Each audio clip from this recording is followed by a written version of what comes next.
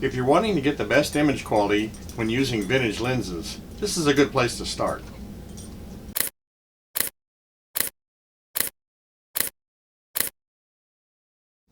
Hey, thanks for joining me. So one of the main reasons I started using the Olympus mirrorless cameras was so that I could use these vintage lenses on them. I had so many of them, and I just love the vintage lenses. I love the look they produce. But if you want to get the best image quality out of your vintage lenses, there's a few things you probably need to know. So I've got 5 tips on how to get the most performance you can out of your vintage lenses. So we're going to switch over here to the workbench where I can show you some things up close, and let's talk about how to get the best image quality you can from your vintage lenses. Okay, let's get started. So the first thing that you have to do to make sure you're getting the best performance out of your vintage lenses is look at the condition of the lens itself. You know, when you get a vintage lens, you want to look it over carefully. You want to make sure that it works smoothly, but you also want to make sure, the main thing, you want to make sure the optics are in good shape and clear. Now, almost any vintage lens you buy is going to have some dust inside of it. It may even have a little bit of a haze inside of it. If the haze is very, very slight, it probably won't cause much trouble, but if it's significant at all, it'll be a problem. So the way you can really see it is to get a small flashlight. You can use the light on your phone as well, but you just need a good bright light, and you can shine the light through or into the back of the lens. See if we can make this actually show up on camera here. But the idea is to shine a bright light into the lens and see if you can spot any dust or haze. Now, if the lens is got any dust or haze in it, you'll see it right away when you're looking at it with a bright light. It will really show up. Now, expect to see some dust in just about any lens.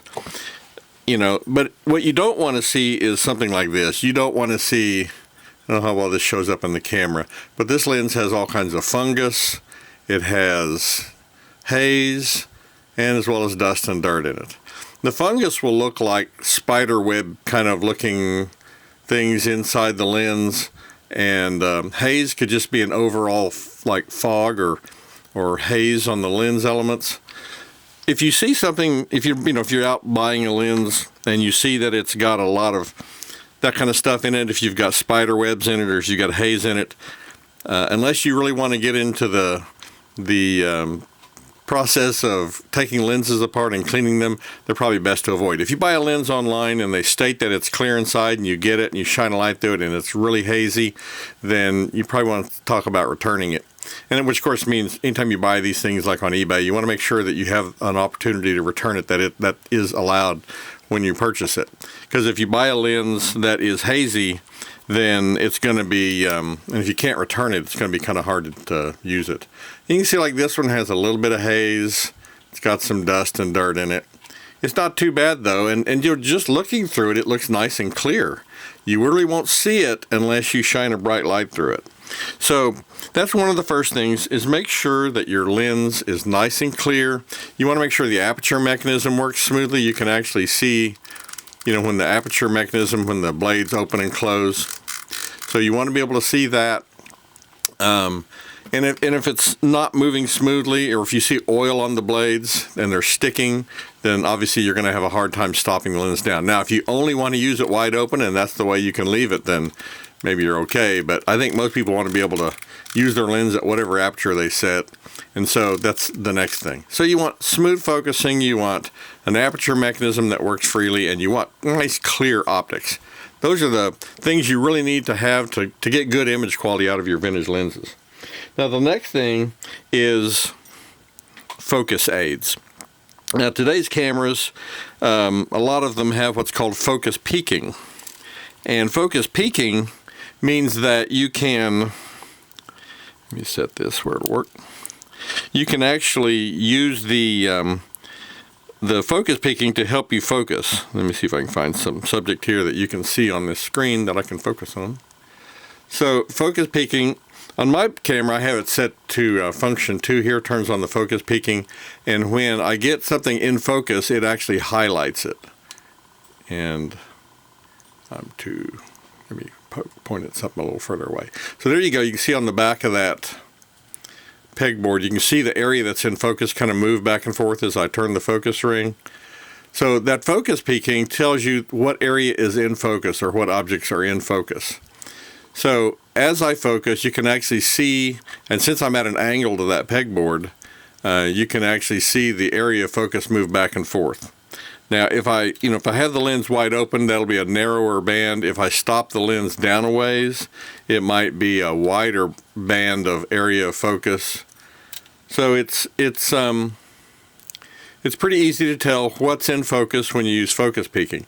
The other thing that you can use is a magnifier. Most cameras have it. Here on this camera, I have it set up on this function button here at the base of this switch. So when I turn on the magnifier, you can see the green little box there, and I can actually set this for different levels of magnification. But when I touch the button again, it zooms in very tight, and then I can focus and make sure that I'm, accurately focused. Now, the other thing I can do with this camera, this is an EM5 Mark II, is I can turn on the focus peaking and the magnifier, and then I can use the focus peaking to see critically when something's in focus. So even if I'm having a little trouble with just using the magnifier, I can use the focus peaking at the same time. So it's a very handy tool. And then when I'm done, I can just press the button again and it zooms back out. And if I hold the button in, it turns that off. So the focus peaking or focus aids in your camera will be very helpful in helping you focus. Most cameras these days have focus peaking. Some of the older mirrorless cameras, even like the older Olympus cameras before the EP5, a lot of them did not have focus peaking. And so if you have a camera that does not have focus peaking, that all you have is the screen and you're going to have to look at it and try to see that you're in focus with something, then what you really just have to do is get used to watching the screen and looking at your subject, and just go back and forth, and you'll get pretty good at just doing it by eye and getting your focus nailed. So I've focused there on that red piece on that little wood shave or spoke shave. If I turn on the focus peaking, I can see I'm pretty close right there. That's where the focus peaking hits it. And that's about where I was. So you can get pretty good at doing it by eye, but it will be faster if you have a camera with focus peaking. And if your camera has that feature, you definitely want to use it. I use both the focus peaking and the magnifier, sometimes, like I said, together, depending on what I'm doing and how critical I want focus to be. The other thing that you have to remember, especially when you're using lenses of shorter focal length, is that you can zone focus them. So on most lenses, you have a scale up here. And so like if I have a lens set to, say, f11, you can see on the scale here, it starts with like f4 near the middle, and then 8 and 16, and there's a dot between 8 and 16 that represents f11. So what that's telling you is when I focus on something, let's say I'm focused at 10 feet, and I'm at f11, you can see where that dot is. It's a little bit closer to infinity, and you've got both in meters and feet. You've got the orange numbers in feet and the white numbers in meters, so it's a little confusing on this lens.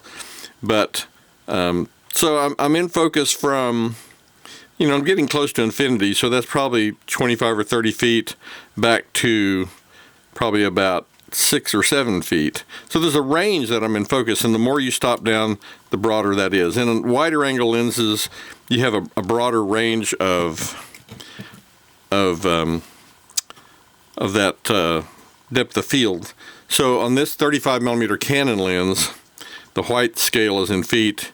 If let's say I focus at 5 feet, and I'm stopped down to, let's just say f16, I'm in focus from a tiny bit past 10 feet back to probably a little less than 3.5 feet, maybe 3.25 feet, something like that. So there's a range.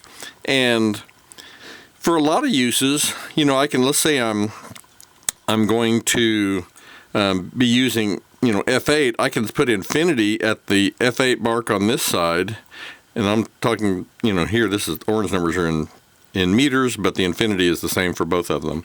But then I'm in focus all the way back to a little less than 10 feet. So from a little less than 10 feet, maybe 9 feet out to infinity, just by setting this at f8, I can be in focus. So that's zone focusing. You can, especially on shorter focal length lenses like a 28 or a 35 or a 24, You can zone focus these, and then you really don't focus the lens. You set that zone, and as long as your subject's in that zone, you're going to be in focus. So those are the two of the things you can do to get your focus nailed. You can do zone focusing. You can use the focus aids in the camera. Now the next thing I want to talk about is exposure. Most of the time when I am using these vintage lenses, I'm going to use them on aperture priority. Now what that means is that whatever aperture I set on the lens, the camera is going to choose an appropriate shutter speed. And on this camera, I can use, I think it's the back dial, I can use for exposure compensation. So front dial. So you can see right here, if I set an aperture, I've got an aperture, let's say of f/6. And it's going to tell me my shutter speed here is 1/100th of a second.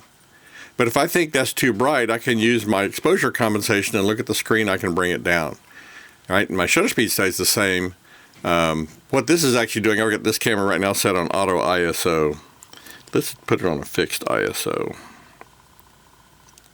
And what you'll see is it changes the shutter speed. Okay. Now, I've got this set. I'm going to open up just a tiny bit here since I'm on such a low ISO. So I've got a 40th of a second, maybe a 50th of a second.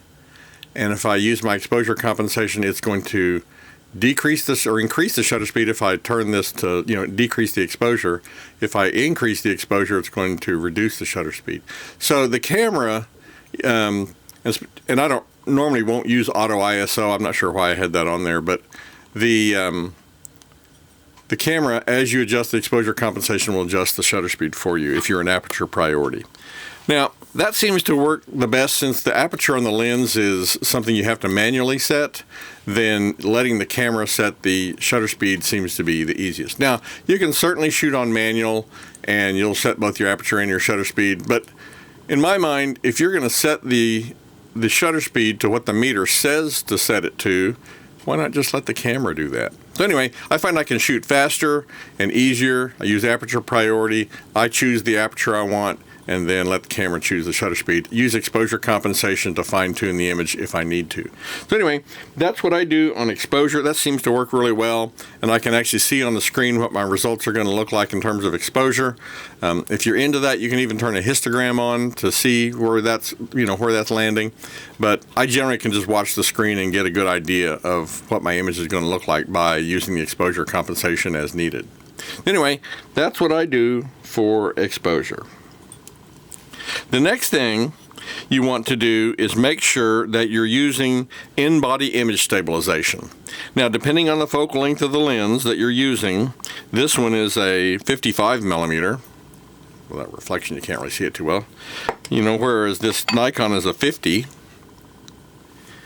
and this Canon's a 35. So depending on what lens you choose, and of course this Konica is a 40, depending on what lens you choose, you can set your image stabilization up. So on the Olympus cameras, I can open up the super control panel and go down here to the image stabilization, and you can see I have image IS1 turned on, which is the all direction shake image stabilization, and it says up here to press the info button to change the focal length. You can see the focal length right now is set for 8 millimeter because I was using a wide angle lens. So I press the info button and I can increment this up, and since I'm using a 40 millimeter lens, I can set this to 40 and press the OK button, and then now my image stabilization will work with that 40 millimeter lens. If I fail to do that, my image stabilization will not be accurate or work with that particular lens. So you have to make sure that you're setting image stabilization up for the lens, the focal length of the lens you're using. And if you've got a 55 millimeter lens, set it to 55. If you don't find a number that exactly matches your lens, get as close as you can to it, and you'll be okay. So what that means, image stabilization means that the camera is going to use its ability to move the sensor around to compensate for my slight movements. Now, it won't compensate for huge movements, but if I'm holding the camera pretty steady and I press that, then the image will will generally lock in a lot more stable. And it does very helpful. The image stabilization on this camera is said to improve your ability to handhold the camera by up to 5 stops. So it's generally thought that you don't use a shutter speed slower than the number that's equal to your focal length. So if I'm using let's say a 55 millimeter lens, then I probably wouldn't use a shutter speed normally handheld below about a 60th. Now, being a mirrorless camera, there's no mirror flopping up and down. I could probably get by with a 30th. But in either case, the general rule has always been that you don't use a shutter speed slower than the number represented by your focal length. And I know the shutter speed's a fraction, like 1/60th of a second, but you just use that number 60 as a guide. So with 5 stops of image stabilization, now I can go down from a 60th to a 30th, a 15th, an 1/8, a quarter, half second. So theoretically, I could handhold this at half second and make sharp exposures. And I will tell you that I have handheld with a wide angle lens, like a 17 millimeter lens on the Olympus cameras. I have handheld 1 second exposures successfully and got sharp images. Now you have to hold the camera very still to do that, but the image stabilization is a game changer. If you use that image stabilization, you will get sharper pictures every time. It is a huge deal. I can't tell you how many pictures, back in the old film days, were ruined because of camera shake. I mean, it's the image stabilization to me is such an important feature and enables me to handhold this camera at speeds that I wouldn't even have considered in the past. I mean, back in my Leica rangefinder days, I could successfully hold a camera, like with a 35 millimeter lens, I could hold a 15th of a second very successfully. But when I got down to an 1/8 of a second, it was really difficult to keep sharp images. I could do the same thing with a Rolleiflex. Not quite as low a shutter speed because they have like a 75 or an 80 millimeter focal length. I could handhold down to a 60th, maybe a 30th if I was really careful. But image stabilization means, half second handheld exposures are a possibility. And that sounds crazy, but it's really true. And where it really shines is on your longer focal lengths. If I've got a longer lens on here, like a 300 millimeter lens or something like that, it makes a huge difference in your ability to handhold those. And generally with long lenses like that, you need to support them with a tripod. But you'd be amazed at how well this works, especially on longer lenses. Okay, so the last tip I have is use a lens hood. Vintage lenses are prone to flare. And so I always recommend using a lens hood with any of these. This will improve contrast in your images. Even though you may not have a super bright light just shining right into the lens, there is light coming in outside the image area, and that light ends up bouncing around in between lens elements. Most of these older lenses are only single coated, but even on a multi-coated lens, that light, most of the light goes through the lens elements, but some bounces off. You can see reflections off your lens elements. Well, that's generally a small percentage, like 1 or 2% of the light going through the lens is bouncing off, and that's the reflection you see. And so what happens is it ends up bouncing around in the lens, and some of it ends up going back to the film or the sensor, and it reduces contrast. So a lens hood will help improve contrast under most circumstances, and you don't employ one of these just because you've got a light shining right at your lens. You really want to use them all the time. It does 2 things. It protects the lens, which is nice, and it also helps improve contrast, especially on these older vintage lenses. When I talk about these lens hood protecting the lens, I had an M3 Leica one time with a 50 millimeter Summicron with its hood on, and I didn't keep a cap on it. I usually just kept the hood on it when I was carrying it. And I left it laying in the front seat of my car, and my, I think he was 5 or 6 years old son was in the car with me, and I stopped to hook up a trailer at work in a parking lot and told him to stay in the car, and he came jumping out of the car, and his foot hooked the strap on that Leica and just launched it out into the parking lot. Now, it landed on one of the only clumps of weeds that was in the parking lot, so the camera was unharmed, but it hit the lens shade. The lens shade disintegrated, but the lens was unharmed, the camera was unharmed, didn't even knock it out of adjustment, and the lens hood took the bash, and if I hadn't had that lens hood on there, it would have ruined that Summicron. So lens hoods are great protection against that kind of damage. So anyway, lens hoods will give you better contrast, and also protect your lenses. Anyway, those are my 5 tips. I hope some of those are helpful for you. I think if you'll follow some of those, you'll get some good images. Well, there you go. I hope some of this information about how to get the best performance out of your vintage lenses was helpful.